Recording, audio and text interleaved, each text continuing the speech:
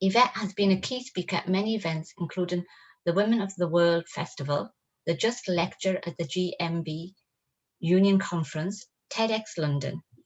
And in October 2019, the Justice4Grenfell team won the Significant Contribution Award as Woman of the Year. In April 2020, the campaign won the Education category at the New York Film Festival for the film Grenfell and Social Murder, which was co-produced with the Open University and Hamlet Films. Yvette has written for and featured in a number of publications. In September 2020, Yvette featured on an iconic front-forward outcover of British Vogue as one of 20 international social justice activists, and also on the UK Ethnicity Awards Top 100 list. So Yvette has a very impressive bio, and I'm really looking forward to hearing from Yvette. But before I pass it over to Yvette, I do have a reminder for the audience, and that is to say that while the panel speakers are on your screen, it would be very useful and helpful for you to go to speaker view when the panel sessions are on. And if you aren't aware of how to get to the speaker view, you go to the view button on the top of your screen to speaker, and so that you just see the panelists. Okay, right. Okay, so Yvette, welcome, and thank you for joining us. Oh, thank you so much. It looks like a really impressive event today, and I'm really it's my pleasure to be here. Great. So Yvette, the way we're going to do this morning's talk is that you're going to speak for a little while, is that right? And then we're going to open the floor up for question and answers. And I've got Ali helping us as well in the background, so she'll pick up the question and answers from the chat, and then she'll put them forward to you, Anne. Is that okay? That's great, thank you. I'm doing the session in 3 parts, and the first part I'm going to just look at what I call educational experiences that I've had in my life. In the first bit, I'm just going to look at more informal things that have given me experiences to bring me to the place that I am. And I'm going to start with obviously my home and community. I think they have a great bearing on who I am. It's been an absolute pleasure really to look back on those things. So I need to thank you all as well for giving me that space in lockdown, in the middle of a pandemic, to look at the educational influences that I have. So I think my biggest education comes from my parents. My parents are from the Caribbean island of Antigua, most famous for Viv Richards, cricket player. And in Caribbean culture, there's always loads of sayings that are passed down from generation to generation, and often you haven't got a clue what they mean as a child, but when you look back as an adult, you realize why they're there and the impact and meaning that they have on your life. And one of those sayings is the apple doesn't fall far from the tree, and for me that is the perfect saying, because I really am the product of my father in particular. My father actually attended the grammar school on the island of Antigua, and when he came here in the mid-50s as quite a young man, and he always had this joke that he'd gone to the Labour Exchange, which we now probably know as the job centre, to find work, and the clerk working there mentioned to him that he should be really proud and lucky that he's managed to get to Britain to find a better life. And my dad told this joke constantly because he found it absolutely hilarious, and responded to the guy that actually his quality of life had declined now he'd come to Britain, as opposed to have gotten better. So for him and for me, hearing that joke over the years, it almost kind of grounds me in how people view me, or view us, just based on where you migrate to and the colour of your skin. There's a lot of huge assumptions in that, and huge stereotypes. The second thing that has a huge bearing on my life is my parents came and settled in Notting Hill. My dad came with 2 school friends. And one of the friends, Kelso Cochrane, was murdered here in a race attack. And that no one was ever found for the murder, so no conviction. The biggest impact it had on my dad, and he never got over it, was that he left London to go and live in Birmingham. But we just had that hanging over us as children. We would hear regular discussions about Kelso, and the injustice of that.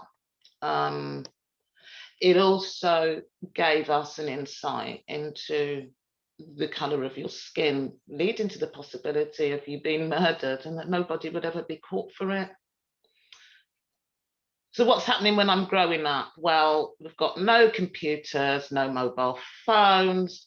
So apart from family and community, we get lots of messages through media, TV, radio was really huge in our home.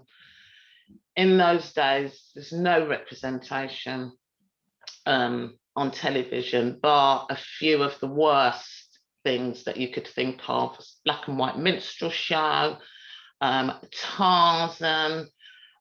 You know, we thought Cleopatra looked like Elizabeth Taylor. Every bank holiday in August, they put on Zulu. So we're really getting some awful images coming into us. One of the key things that had to happen in our house, around television actually, in those days, if a black person did come on the television, it was a huge thing. So somebody would come running from wherever they were in the house. So, you know, there's a black person on the television, come and have a look. My dad was very news focused, and we had to listen to the news on the radio, television. It was 6 o'clock news. It was the 9 o'clock news then. We had no choice but to listen to that. But looking back, that was really useful to me, especially in a history context, because I could, I'm very good at placing events and dates now, because of that time. A huge TV issue that really impacted on my life was when the BBC screened the series Roots in the early 70s. I had some knowledge that, you know, there was a link with Caribbean and you heard about slavery. But although Roots was very kind of glamorized Hollywood, it really did drive home the atrocities of slavery. And that stayed with us for a long time, in terms of knowing who we were. Apartheid and Zimbabwe, the issues going on in what was then Rhodesia, were featured on the news heavily. And that gave us an insight into what else was happening around the world and our place within it. I went to the Caribbean for the first time when I was about 7. And my dad introduced me to a school friend of his, Uncle Bill. And I was completely perplexed with Uncle Bill, because for the first time in my life, I came across a white person speaking with a Caribbean accent.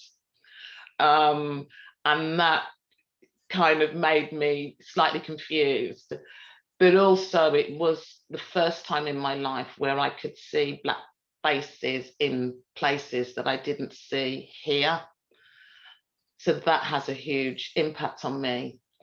You know, I'm growing up with the rise of the National Front. My dad is very community focused and makes sure that we're aware of what it means and how kind of that impacts on injustice for us. My dad worked for British Rail, another skeleton of the past. And through the 70s, there were constant kind of strikes, power cuts, that kind of thing. And where we lived in Birmingham, we lived in a place called Saltley. And my dad had to take lunch down to a friend of his who was on the picket line. And that became known in the future as the Battle of Saltley Gate. And it was all in support of the miners. That really, I remember my dad saying, asking what on earth is going on, and him just saying to me, sometimes you don't need to know what's going on, but what you never do in the future is ever cross a picket line. My dad was a strong trade unionist, and in turn, I've become a very strong trade unionist in terms of, you know, the rights of workers throughout the world. I grow up with the police and the sus laws, and seeing the impact of that, people being taken to the police station, people coming out beaten up. Music is a great influence on my life, especially reggae. Reggae starts to come through. There's some real positive messages coming in there and a real sense of my blackness. And then there was a huge range of concerts going on at the time called Rock Against Racism. And I really liked participating in those.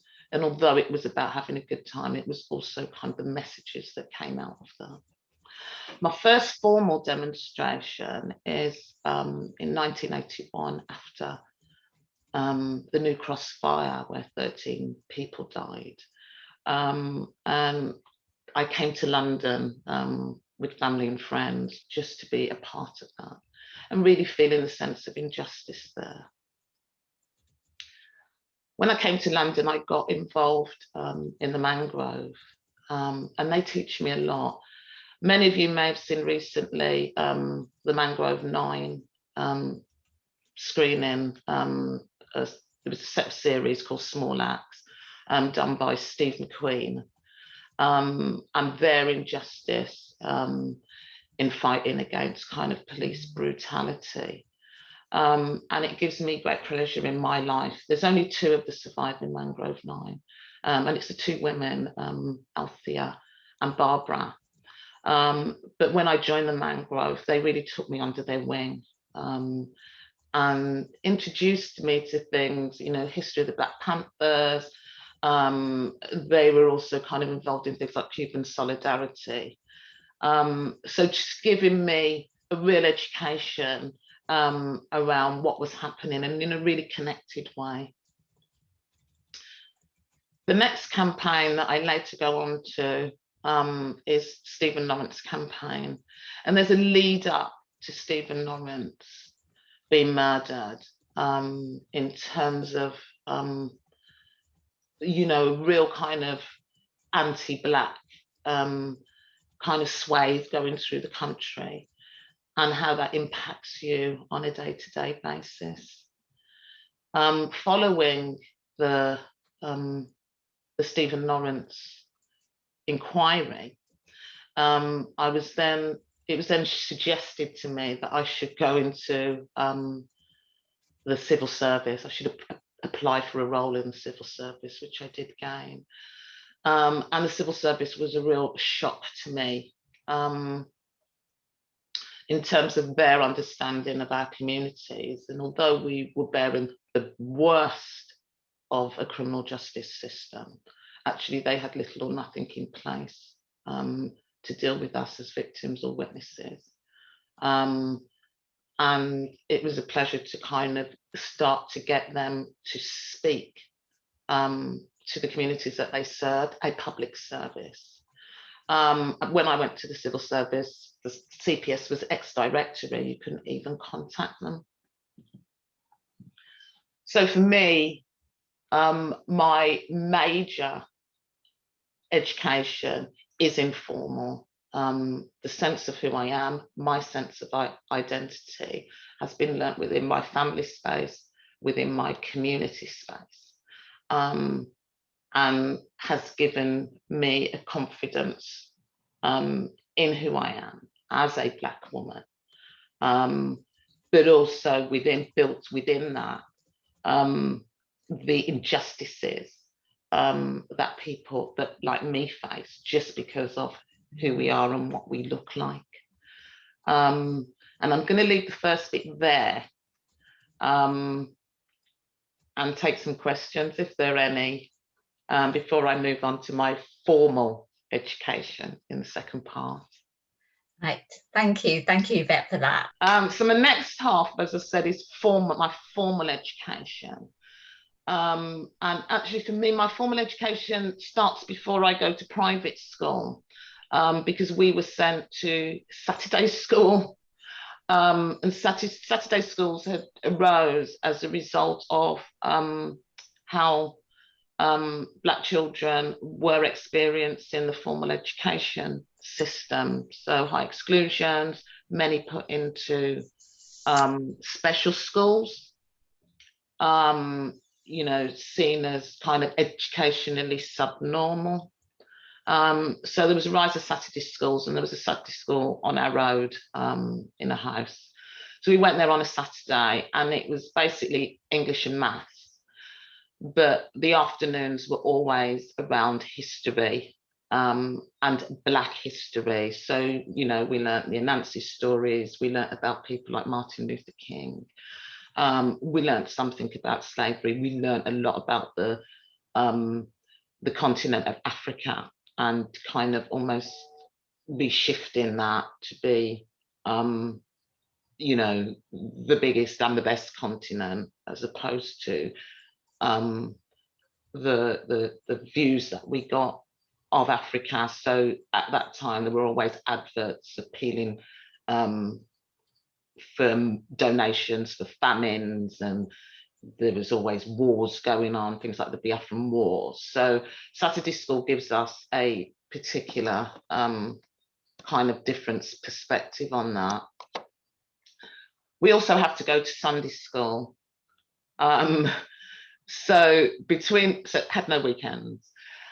But as a result of those two things, I was actually able to read and write before I attended school. When I get to school, you know, the books that are available do not feature the things I've been taught at Saturday school. We were brought up on the Ladybird books, Peter, Jane and Pat the Dog. And very early on, I'm sent home with this Ladybird book. I go home, I read it, I bring it back the next day, said I've read it. And the teacher says, don't be ridiculous. So she gets me to read the book, and she still doesn't believe I can read the book. She says I've memorized it. So I take the book home again, and then my dad has to intervene and say, look, just pick a book off the shelf. This child can read. So I don't think I was that teacher's favourite pupil for the rest of my reception year. But it kind of gave me a great kind of sense of justice in terms of, you know, why would you think that I couldn't read? What is it about me that makes you think I couldn't read? And I loved reading. My dad had a book at home, A Brief History of the West Indies, of the British West Indies, and I kind of read that all the time. And we also had the entire series of the Encyclopedia Britannica.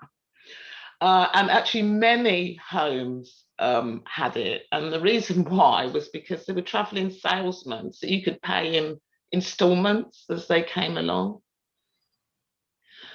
I don't come across a black character in a book, well, apart from, you know, the derogatory ones in like the Noddy stories, etc. Until I get to secondary school. And I had the most wonderful English teacher who was just passionate around the subject. Mr. Arnott, Scottish, there you go. And for my play section, reading a play, he gave me A Taste of Honey to read, because he thought that I would really enjoy it. And I really look back and thank him for that, because it was the first kind of black character in a book who I had some sense of who that character was. So I was really able to get into that character. And did quite well in English. What else did I learn? So geography, really no sense of what was going on in Africa, or the Caribbean or Asia. Very much sidelined, very much made to be, I mean, we still used to call it the third world then. So something other, completely other. And it was years later that somebody showed me a map, the Peters projection map. And that had a huge bearing on my life, because suddenly I realized that Britain was very small, that it wasn't the center of the universe, that Africa wasn't a country, it was a continent made up of over 50 countries. And it actually had the richest resources across the world. So for me, geography was telling me that it was primitive, etc. Years later, I was introduced to Walter Rodney's book called How Europe Underdeveloped Africa. And for me, that gave me a real sense of how geography can be swayed to tell either a true story or a made-up story. History, I suppose, is the worst. So, Industrial Revolution, never taught in formal education, that actually, you know, that is built off the back of slavery. That's where the economics come from. And, you know, we've seen recently with, you know, the Black Lives Matter movement kind of rising post George Floyd, you know, the removal of statues, and, you know, in terms of the celebration of slavers, and also kind of the economic investment in the great institutions, you know, from the Bank of England to education establishment. So didn't learn that till I was a fully fledged adult. You know, I know now that, you know, things like Tudors, so there were black musicians in their courts. I think, you know, we've had the Meghan Markle join the royal family recently, and then we realise that actually there were other key black figures in the royal family over time. We look at, you know, being labelled kind of new immigrants to the country, whereas we know there were Roman settlements here. And we look at kind of Georgian pictures where we see kind of young black boys in there, you know, serving as kind of pages and little butlers. And I know now that often when they grew up, where they were put out on the streets. And there's a really good play called The Blackbirds of St. Giles that shows a settled community in St. Giles. Science. Many of you will have seen a few years ago the movie Hidden Colours, where you have kind of 3 female scientists, really key to the space journeys, was never taught that there were Black scientists at all. Music and the arts, all of the masters in arts were white, didn't have an insight into, you know, art from around the world. Classical music, all of the masters and maestros there were white. And it's interesting how classical music is placed as the best music in the world. The word classic itself, I think, says it all. Theology, the portrayal of Christ, was always, you know, white, blonde hair, blue eyes. And that's astounding, because I think if you look at history and geography, you probably should know that he was unlikely to look like that. There's also something about the marginalisation of Egypt as part of the African continent. When people are talking through the Bible. So alongside that as well, in theology, I think I have to look at how the Bible was used in terms of slavery and colonialism. And it's not pleasant. But also the playing down of other religions like Islam, etc., as if they're kind of pagan and primitive religions, and that again, you know, Christianity should be the one that you view as the most esteemed.